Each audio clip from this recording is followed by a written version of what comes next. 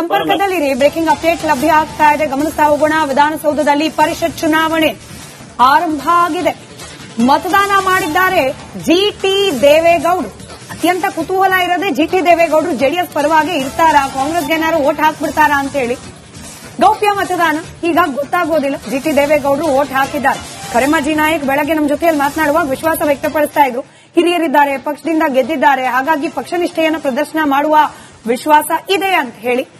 ಕಾದ್ ನೋಡಬೇಕು. ಆ ಪಿಂಕ್ ಕಲರ್ ಬ್ಯಾಲೆಟ್ ಪೇಪರ್ನಲ್ಲಿ ಯಾರ ಪರವಾಗಿ ಜಿಟಿ ದೇವೇಗೌಡರು ತಮ್ಮ ಮೊದಲ ಪ್ರಾಶಸ್ತ್ಯದ ಮತವನ್ನ ಹಾಕಿದ್ದಾರೆ ಅಂತ ಹೇಳಿ. ಜೆಡಿಎಸ್ನ ಶಾಸಕರು ಜಿಟಿ ದೇವೇಗೌಡರು ಮತವನ್ನ ಚಲಾವಣೆ ಮಾಡಿದ್ದಾರೆ.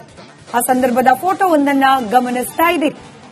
ವಿಧಾನಸೌಧದ ಕೊಠಡಿ ಸಂಖ್ಯೆ 334 334 ಸಮ್ಮೇಳನ ಸಭಾಂಗಣದಲ್ಲಿ ಈ ಚುನಾವಣಾ ಮತದಾನ ಪ್ರಕ್ರಿಯೆ ನಡೀತಾ ಇರುವುದು. ಅಲ್ಲಿ ತೆರಳಿ ಜಿಟಿ ದೇವೇಗೌಡರು ತಮ್ಮ ಮತವನ್ನ ಚಲಾವಣೆ ಮಾಡಿದ್ದಾರೆ. ಮತ್ತೊಂದು ಕಡೆ ಕಾಂಗ್ರೆಸ್ನ ಶಾಸಕರು 5 ಬಸ್ಗಳಲ್ಲಿ ತಂಡೋಪತಂಡವಾಗಿ ಆಗಮಿಸ್ತಾ ಇದ್ದಾರೆ. ನಮ್ಮ ಪ್ರತಿನಿಧಿ ಬಸವರಾಜ್ ಅದನ್ನ ಬಹಳ ಕ್ಲಿಯರ್ ಆಗಿ ಎಕ್ಸ್ಪ್ಲೇನ್ ಮಾಡ್ತಾ ಇದ್ರು. ಫಸ್ಟ್ ಬಸ್ ಅಲ್ಲಿ ಮೊದಲ ಅಭ್ಯರ್ಥಿಗೆ ವೋಟ್ ಹಾಕಬೇಕಾಗಿರುವವರು, ಎರಡನೇ ಬಸ್ ಅಲ್ಲಿ ಎರಡನೇ ಅಭ್ಯರ್ಥಿಗೆ ಫಸ್ಟ್ ಪ್ರಿಫರೆನ್ಸ್ ವೋಟ್ ಹಾಕಬೇಕಿರುವವರು, ಹಾಗೆ ಡಿವೈಡ್ ಮಾಡಿ 5 ಅಭ್ಯರ್ಥಿಗಳೇನು ಕಾಂಗ್ರೆಸ್ನಿಂದ ಕಣಕ್ಕಿಳಿದಿದ್ದಾರೆ. ಆ 5 ಜನಕ್ಕೆ ಯಾರ್ಯಾರು ಫಸ್ಟ್ ಪ್ರಿಫರೆನ್ಸ್ ವೋಟ್ ಹಾಕಬೇಕು ಅನ್ನೋದನ್ನ ಕ್ಲಿಯರ್ ಕಟ್ ಆಗಿ ಬಸ್ನಲ್ಲೇ ಡಿವೈಡ್ ಮಾಡಿಬಿಟ್ಟಿದ್ದಾರಂತೆ.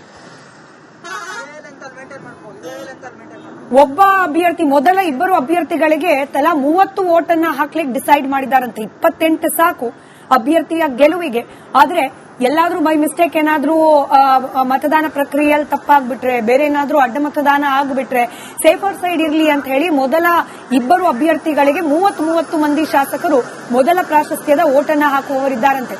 ನಮಗೆ ಬೆಳಗ್ಗೆ ಪ್ಯಾನೆಲ್ನಲ್ಲಿ ಬಂದ ಅತಿಥಿಗಳು ಕೂಡ ಹೇಳ್ತಾ ಇದ್ರು, 30 ವೋಟ್ ಹಾಕಿಸಿ ನನಗೆ ಅಂತ ಹೇಳಿ BK ಹರಿಪ್ರಸಾದ್ ಅವರು ವಿಶೇಷವಾಗಿ ಮನವಿ ಮಾಡಿಕೊಂಡಿದ್ದಾರೆ ಅನ್ನೋ ಮಾಹಿತಿ ಇದೆ.